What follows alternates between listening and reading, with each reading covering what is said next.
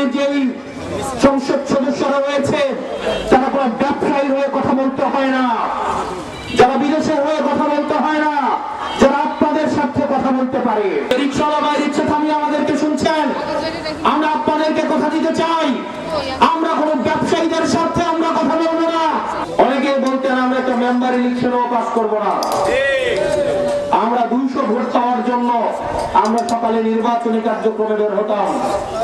ইনশাআল্লাহ আসমানের ফয়সালা, আল্লাহর ফয়সালা এবং জনগণের সমর্থন, এই দুইটাকে নিয়ে আমরা সংসদে 6 জন আপনাদের পক্ষে কথা বলার জন্য গিয়েছি। আমরা বিশ্বাস করি যেহেতু জনগণের ভোটে, জনগণের হয়ে, জনগণের দ্বারা আমরা নির্বাচিত, সেজন্য সংসদে আমরা জনগণের পক্ষে কথা বলতে পারি। এনসিপির যেই সংসদ সদস্যরা রয়েছে তারা কোনো ব্যবসায়ী হয়ে কথা বলতে হয় না, যারা বিদেশে হয়ে কথা বলতে হয় না, যারা আপনাদের সাথে কথা বলতে পারে। আমরা চাই এই সংখ্যাটা 6 জনের নয়, বরং এই সংখ্যাটা যেন 160 জনে পরিণত হতে পারে, সেটির জন্য আপনাদের সাহায্য প্রয়োজন। নির্বাচনের আগে নারীদের দাম বৃদ্ধি পায়, তাদের ঘরে ঘরে গিয়ে পায়ে পায়ে পড়ে তাদের তখন মূল্যায়ন হয়, কিন্তু নির্বাচনের পরে আমাদের নারীদের আর মূল্যায়ন করা হয় না, তাদের সিদ্ধান্ত গ্রহণ প্রক্রিয়ায় তাদেরকে যুক্ত করা হয় না।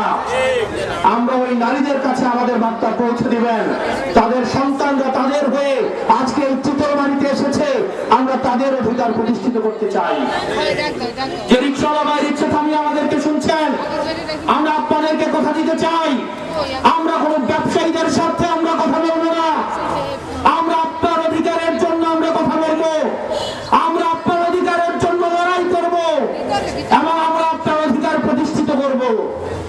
পুলিশ ভাইরা যারা দূর থেকে আমাদেরকে শুনছেন, আমাদের নিরাপত্তা দিচ্ছেন, আমরা আপনাদেরকে অঙ্গীকার দিচ্ছি, অঙ্গীকার করে যাচ্ছি, আমরা আপনাদেরকে দলদাস এবং সেবাদাসে পরিণত করব না, আমরা আপনাদের পেশাগত অধিকার নিশ্চিত করব, আমরা স্বাধীন পুলিশ কমিশন যেটির প্রতিশ্রুতি আমরা আপনাদেরকে দিয়েছি আমরা সেটি নিশ্চিত করব।